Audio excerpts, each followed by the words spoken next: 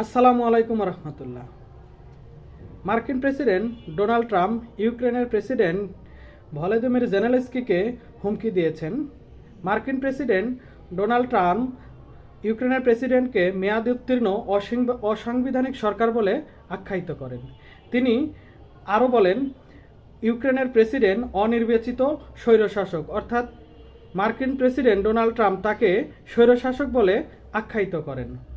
তিনি আরও বলেন যে তিনি এক অসম যুদ্ধে মার্কিন যুক্তরাষ্ট্রকে বা ইউরোপকে কাজে লাগিয়েছে। তিনি একজন সফল কমেডিয়ান।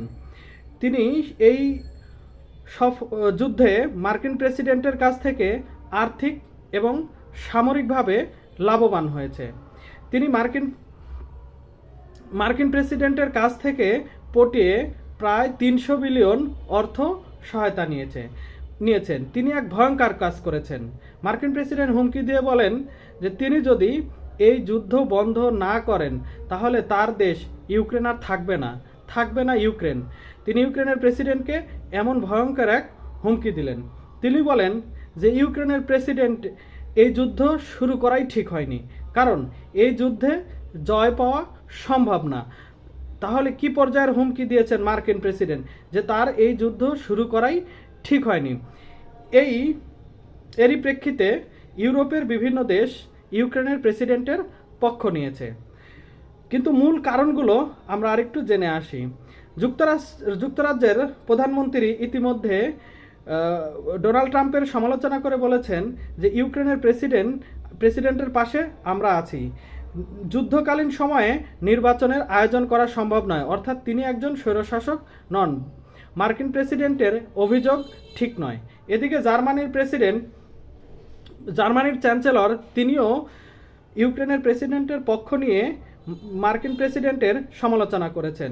তিনি বলেছেন যে মার্কিন প্রেসিডেন্ট ডোনাল্ড ট্রাম্প যা বলছে সেটা ঠিক না এবং সেটা মিথ্যা এবং ভয়ঙ্কর। এদিকে ফ্রান্স বলছে যে মার্কিনরা ইতিমধ্যে ইউরোপের বিরুদ্ধে ভয়ঙ্করভাবে দাঁড়িয়েছে, অর্থাৎ ইউরোপের উচিত মার্কিনীদের ওপর বিভিন্ন সময়ে বিভিন্নভাবে নির্ভরতা কমিয়ে আনা, কারণ বর্তমানে ইউরোপের সামরিক এবং প্রতিরক্ষা খাত হুমকিতে রয়েছে। মার্কিন প্রেসিডেন্টের এমন উক্তির প্রেক্ষিতে ইউক্রেনের প্রেসিডেন্ট ভলোদিমির জেলেনস্কি বলেন যে মার্কিন প্রেসিডেন্টের এই কথা ঠিক নয়, কিন্তু হঠাৎ করে এত বড় কথা কেন বললেন? এর জবাবে ইউক্রেনের প্রেসিডেন্ট বলেন যে মার্কিন প্রেসিডেন্ট তারা $500 বিলিয়ন তাদের কাছ থেকে চেয়েছে, কিন্তু তারা এটা দিতে রাজি নয়। তাছাড়া মার্কিন প্রেসিডেন্ট ডোনাল্ড ট্রাম্প ইউক্রেনের প্রেসিডেন্টের কাছ থেকে তাদের যে গুরুত্বপূর্ণ খনিজ সম্পদ এবং লিথিয়াম সহ আরও যে খনিজ সম্পদগুলো চেয়েছে সেগুলোও ইউক্রেনের প্রেসিডেন্ট দিতে নারাজ হয়েছে।